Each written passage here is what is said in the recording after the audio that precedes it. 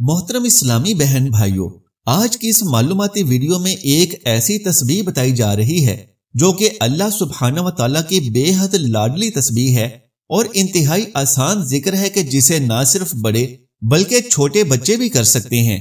ये ऐसी खैरो बरकत वाली तस्बीह है कि इसको पढ़ने से हर परेशानी, हर मुसीबत, हर दुख, हर तकलीफ दूर हो जाती है और इंसान की हर हाजत अल्लाह के फजलो करम से पूरी हो जाती है।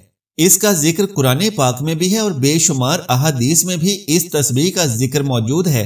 दिन में किसी भी वक्त इस तस्बीह को पढ़ सकते हैं, यानी इसके लिए कोई खास वक्त मुकर्रर नहीं है।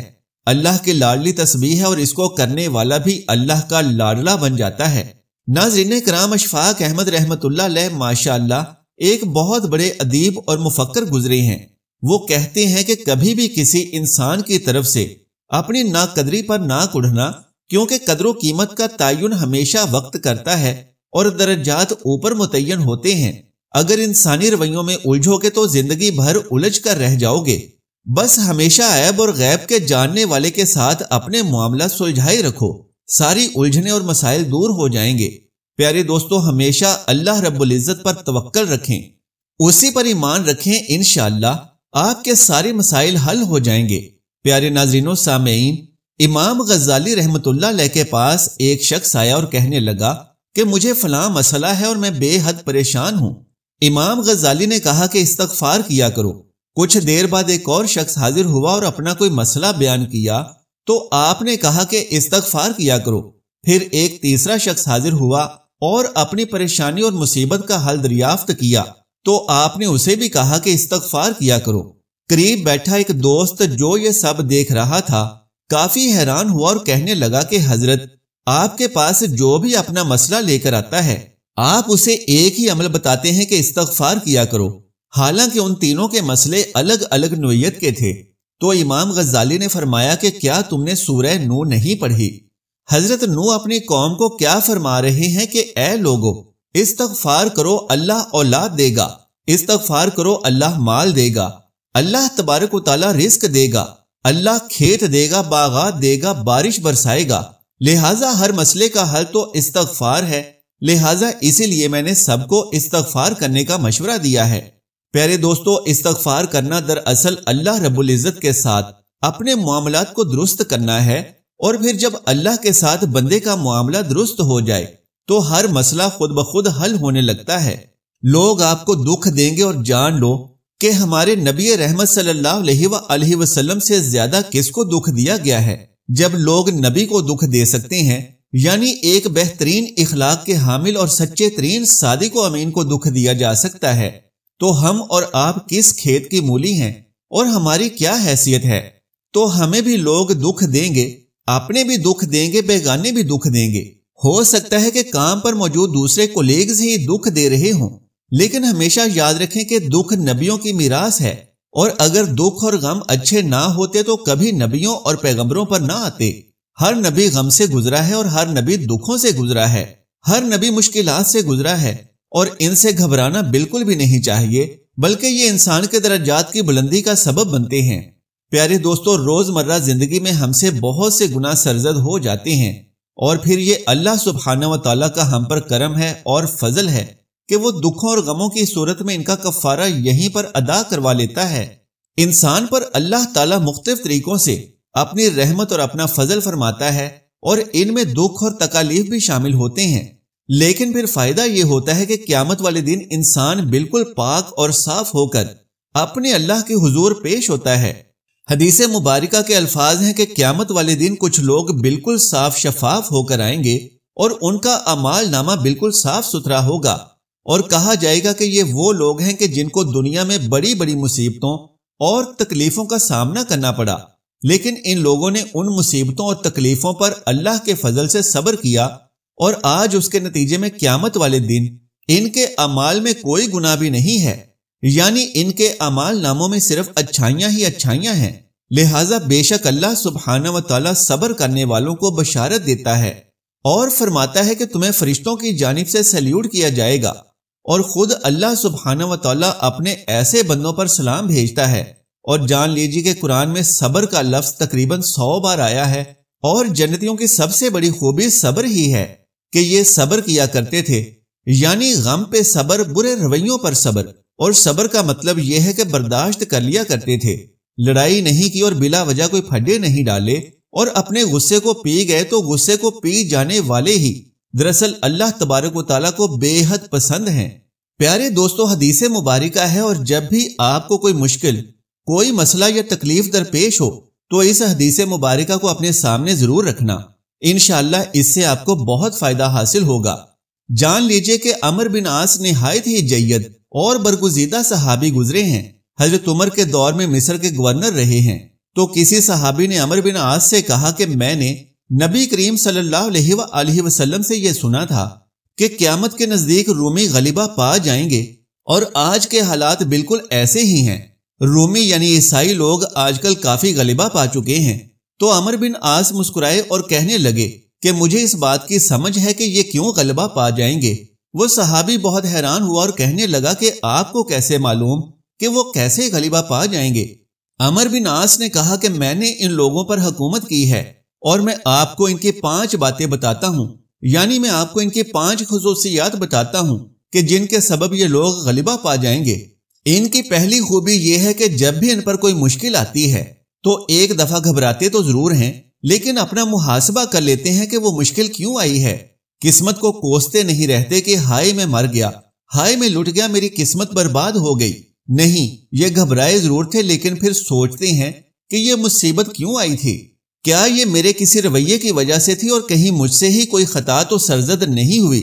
لہٰذا جب بھی ان پر کوئی مصیبت نازل ہوتی ہے تو سب سے پہلے اپنے بارے میں سوچتے ہیں کہ کہیں مجھ سے کوئی غلطی تو سرزد نہیں ہوئی، یعنی سب سے پہلے اپنے آپ پر انگلی ہونی چاہیے، پھر کسی دوسرے کی جانب، اور یہ باور کر لینا چاہیے کہ کہیں میں نے کسی غلط آدمی کو اپنا دوست تو نہیں بنا لیا تھا، یا میں نے کوئی غلط عادت تو نہیں اپنا لی تھی، یا میں نے زندگی میں اپنا راز کسی غلط آدمی کو تو نہیں دے دیا، وغیرہ وغیرہ۔ لہٰذا رومن یعنی عیسائی سب سے پہلے اس مشکل کے بارے میں یہ سوچتے ہیں کہ یہ مشکل آئی ہی کیوں۔ پیارے دوستو، صحیح مسلم کی حدیث بیان کر رہے ہیں کہ رومن کی دوسری خوبی یہ ہے کہ جب بھی ان پر کوئی آفت، کوئی مصیبت نازل ہوتی ہے یا کوئی ٹھوکر پڑتی ہے تو ان کی ریکوری کرنے کی صلاحیت بہت بہتر ہے، یعنی وہ برے حالات میں پھنسنے کے بعد فوراً اپنے آپ کو ریکور کر لیتے ہیں۔ اس کی مثال یوں سمجھ لیجئے کہ ایک بندہ انٹرویو میں فیل ہو جاتا ہے تو بجائے اپنی قسمت پر ماتم کرنے یا دوسروں کے ساتھ گلا شکوہ کرنے کے، وہ اپنی کمی کوتاہی کو دور کرنے کی کوشش کرے تاکہ اگلی بار وہ اپنے اس انٹرویو میں کامیاب ہو سکے، اور اسی کو ریکوری کرنا کہتے ہیں۔ عمر بن عاص نے بتایا کہ تیسری خوبی ان کی یہ ہے کہ جب یہ دیکھتے ہیں کہ جنگ میں شکست ہو رہی ہے تو اس وقت اپنی ہار تسلیم کر کے بھاگ جاتے ہیں، لیکن پھر ہاتھ پر ہاتھ دھرے نہیں بیٹھتے اور دوبارہ حملہ کرنے کے لیے پہلے سے بہتر تیاری پکڑتے ہیں۔ اور یہ بھی ایک عقل مندی اور دانائی ہوتی ہے، جیسا کہ سلطان صلاح الدین ایوبی بھی ایک بار میدان جنگ سے جنگ کیے بغیر واپس پلٹ آئے تھے، اور پھر جب ان سے پوچھا گیا تو انہوں نے بتایا کہ میں نے حالات کا جائزہ لیا تھا اور حالات بالکل ہماری فوج کے خلاف تھے، اور پھر عیسائی بادشاہ نے ہمیں یہ آفر بھی دی تھی کہ اگر ابھی پلٹ جاؤ گے تو بچ جاؤ گے، ورنہ سب کے سب مارے جاؤ گے۔ لہٰذا میں نے مناسب سمجھا کہ اپنی فوج کو بے وقوفوں کی طرح مروانے سے بہتر ہے کہ ہم دوبارہ اچھی تیاری کے ساتھ حملہ آور ہوں، اور یہی عقل مندی بھی ہے۔ لہٰذا عمر بن عاص نے اس وقت کے رومیوں کی یہ ایک خوبی بیان فرمائی کہ ایسا نہیں ہوتا کہ یہ میدان چھوڑ کے بھاگ جائیں اور پھر واپس نہ آئیں، بلکہ یہ دوبارہ نئے سرے سے تیاری کر کے واپس آ جاتے ہیں۔ چوتھی خوبی ان کی یہ ہے کہ وہ لوگ چیریٹی اور صدقہ و خیرات والے کام بہت زیادہ کرتے ہیں، یعنی دوسروں کے کام آنے والے اعمال بہت زیادہ کرتے ہیں۔ اور پھر فرمایا کہ ان کی 5ویں خوبی یہ ہے کہ یہ لوگ ناانصافی برداشت نہیں کرتے۔ اس کی مثال یوں سمجھ لیجئے کہ جب پچھلے دنوں ایک پولیس والے نے ایک سیاہ فام نیگرو کو مار دیا تو عیسائی بہت بڑی تعداد میں سڑکوں پر نکل آئے اور اپنی حکومت اور پولیس کے محکمے کو سخت مشکل میں ڈال دیا، یعنی وہ اپنے معاشرے میں رہتے ہوئے کسی بھی قسم کی بے انصافی برداشت نہیں کرتے اور باہر سڑکوں پر نکل آتے ہیں۔ پیارے دوستو، عمر بن عاص نے 5 خوبیاں یہ بتائیں کہ یہ لوگ مشکل کے وقت سب سے پہلے اپنا محاسبہ کرتے ہیں۔ دوسری بات کہ مشکل وقت سے نکلنے کے لیے نہایت ہی تیز رفتاری سے کوشش کرتے ہیں۔ تیسری بات یہ کہ جب جنگ سے بھاگتے ہیں تو واپس پھر پلٹ کر آتے ہیں۔ اور پہلے سے بہتر تیاری کے ساتھ آتے ہیں۔ چوتھی بات یہ کہ آپس میں ایک دوسرے کے انتہائی خیر خواہ ہیں، ایک دوسرے کی ہر ممکن حد تک مدد کرتے ہیں۔ اور پانچویں خوبی یہ ہے کہ ناانصافی برداشت نہیں کرتے۔ دراصل عمر بن عاص نے یہ ہم مسلمانوں کو تعلیم دی تھی کہ اپنے اندر یہ 5 خوبیاں پیدا کر لینے والا کبھی بھی زندگی میں مایوس اور پریشان نہیں رہتا اور اپنے مشکل سے مشکل حالات سے جلد باہر نکل آتا ہے۔ لہٰذا ان سب خوبیوں کے ساتھ ہی ساتھ جو شخص ہر وقت اللہ رب العزت سے توبہ و استغفار کرتا رہتا ہے تو یقیناً اللہ پاک کی مدد اس کے ہر حال میں شامل ہو جاتی ہے اور یوں وہ اللہ سبحانہ و تعالیٰ کا لاڈلا بن جاتا ہے۔ ناظرین کرام، اس ویڈیو میں ایک ایسے شاندار تسبیح اور عمل بتایا جا رہا ہے کہ یہ تسبیح اللہ کی لاڈلی تسبیح ہے۔ جو بھی شخص اس تسبیح کو پڑھتا ہے وہ اللہ تبارک و تعالیٰ کا لاڈلا بن جاتا ہے، اور یہ تسبیح جب بھی کوئی شخص پڑھتا ہے تو اللہ تبارک و تعالیٰ اس پر اپنا خاص کرم اور فضل نازل فرماتا ہے اور اللہ تبارک و تعالیٰ اس پر رحم فرماتا ہے۔ یہ تسبیح اللہ تبارک و تعالیٰ کے ہاں بہت فضیلت والی تسبیح ہے۔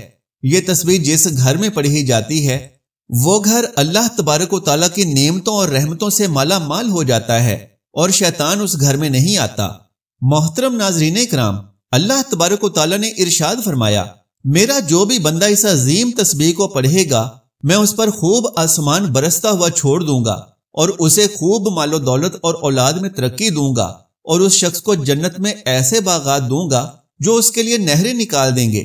ناظرین کرام، جو شخص یہ چاہتا ہے کہ اس پر اللہ تبارک و تعالیٰ کا خاص کرم اور فضل ہو اور وہ اللہ تبارک و تعالیٰ کا لاڈلا بنے اور اللہ تبارک و تعالیٰ کے قریب ہو جائے، تو ایسے شخص کو چاہیے کہ یہ عظیم الشان تسبیح ضرور پڑھے، کیونکہ اس تسبیح کی بدولت اللہ تبارک و تعالیٰ ایسے شخص کے رزق میں بے پناہ اضافہ اور اس پر اپنی برکتیں نازل کرتا ہے۔ یہ تسبیح پڑھنے والے کی تمام بیماریاں اللہ تبارک و تعالیٰ ختم کر دے گا اور ایسے شخص کی اولاد بہت نیک اور پاکیزہ ہوگی اور اللہ تبارک و تعالیٰ خود اس کی اولاد کی حفاظت کرتا ہے۔ محترم ناظرین، اللہ تبارک و تعالیٰ نے انسان کو اشرف المخلوقات بنایا، یعنی سوچنے سمجھنے کی صلاحیت دی، صحیح اور غلط کی آگاہی دی۔